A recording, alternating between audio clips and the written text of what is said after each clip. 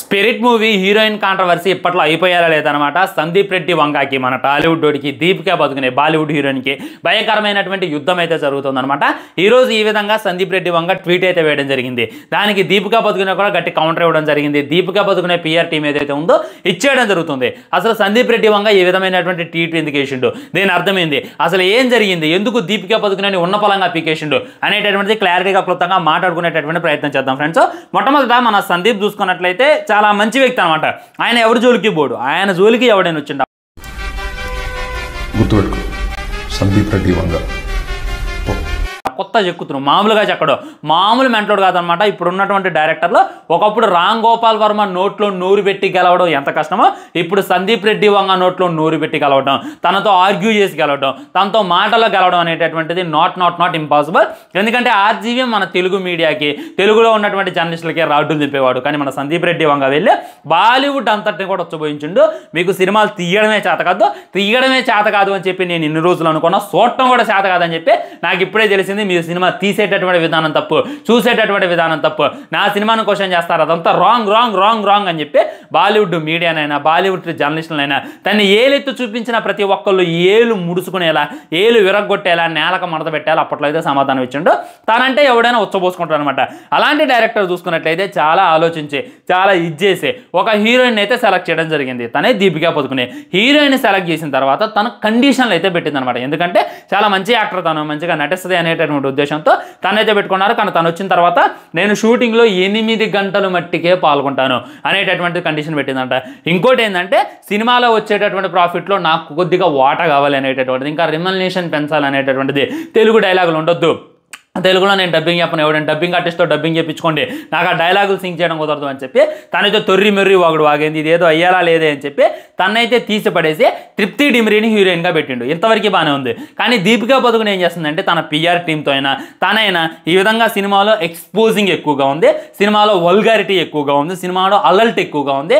ఈ అడల్ట్ని, ఎక్స్పోజింగ్ని, వల్గారిటీని నేను తీసుకోలేను, అందుకే సినిమా మొత్తాన్ని కూడా నేను రిజెక్ట్ చేశాను. ఫస్ట్ సందీప్ రెడ్డి వంగ అలాంటి సీన్లే ఉండవు అనేటటువంటి చెప్పి నన్నైతే సినిమాకు ఒప్పించిండు. మళ్ళీ ఈ విధమైనటువంటి సీన్లు చేయాలి అని చెప్పి నన్నైతే బలవంతం పెట్టిండు.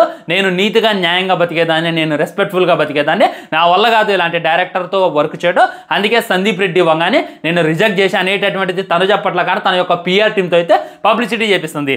దాంతో మన సందీప్ రెడ్డి వంగ ఈ విధమైనటువంటి ట్వీట్ అయితే వేయడం జరిగింది. ఆ హీరోయిన్ పేరు చెప్పకుండా ఏమన్నాడంటే, మేము ముందుగానే ఆమెకి స్క్రిప్ట్ అంతా కూడా వివరించాం. స్పిరిట్ సినిమా చూసుకున్నట్లయితే మీది లీడ్ రోల్ ఉంటుంది, ఇందులో వల్గర్ సీన్లు ఏముండవు, మంచి సీన్లు ఉంటాయి, మీరు చాలా ఉన్నతంగా ఉంటారు. ఆ హీరోకి ఎంత క్యారెక్టరైజేషన్ అయితే ఉంటుందో హీరోయిన్ కూడా అంతే క్యారెక్టరైజేషన్ ఉంటుంది అని చెప్పి తనైతే ఒప్పించాం. ఎటువంటి వల్గారిటీ ఉండదు, ఎటువంటి రొమాన్స్ ఉండదు, ఎటువంటి అడల్ట్ ఉండదు, ఎటువంటి బోల్డ్ సీన్లు ఉండవు అని చెప్పి తను ఒప్పించాం. ఒప్పించిన తర్వాత తను కూడా ఒప్పుకుంది. స్క్రిప్ట్ మొత్తం కూడా విన్నది, సినిమా స్టార్టింగ్ నుండి ఎండింగ్ దాకా స్టోరీ ఏంది, కథ ఏంటి అనేటటువంటిది మొత్తం కూడా తనైతే విన్నది. విన్న తర్వాత తనైతే ఒప్పుకుంది. ఈ విధంగా తను లొత్కోర్ కండిషన్లు పెట్టడం వల్ల, చెత్త కండిషన్లు పెట్టడం వల్ల తనైతే నేను రిజెక్ట్ చేయడం జరిగింది. రిజెక్ట్ చేసిన తర్వాత తను బయటికి వెళ్ళి సినిమాలో నటించడానికి ఒప్పుకుంది. తను అప్పుడు అడల్ట్ సీన్లో అని చెప్పా, కానీ తను సడన్గా రిజెక్ట్ చేసి తను వద్దు అని అన్నాం అనేటటువంటి ఉద్దేశంతో సినిమాలో అడల్ట్ సీన్లు ఉన్నాయని చెప్పి నెగిటివ్ పబ్లిసిటీ చేస్తుంది. ఇది ముమ్మాటికి తప్పు. అది కాక ఈ స్పిరిట్ సినిమా స్క్రిప్ట్ మొత్తాన్ని కూడా ఒక వెబ్సైట్లో లీక్ చేసేసింది, ఒక వెబ్సైట్కి అయితే తను అమ్ముకుంది. ఇది ముమ్మాటికి తప్పు. So called PR team, worst PR team అని చెప్పి తనైతే ట్వీట్ అయితే వేయడం జరిగింది. ఈ రేంజ్లో ఒక హీరోయిన్ మీద ఫైర్ కావడం సందీప్ రెడ్డి వంగ ఇదే మొదటిసారి అనమాట. ఎందుకంటే హీరోయిన్స్కైనా ఉమెన్స్కైనా తను చాలా రెస్పెక్ట్ ఇస్తాడు.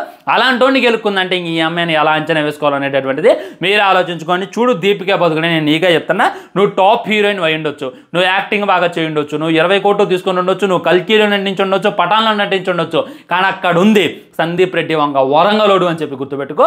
వాడితో నువ్వు గెలవలేవు, ఎందుకంటే వాడు మెంట్లోడు, వాడు పిచ్చోడు, వాడు గెలవాలి అని అంటే ఎక్కడ దాకానే వెళ్తాడు.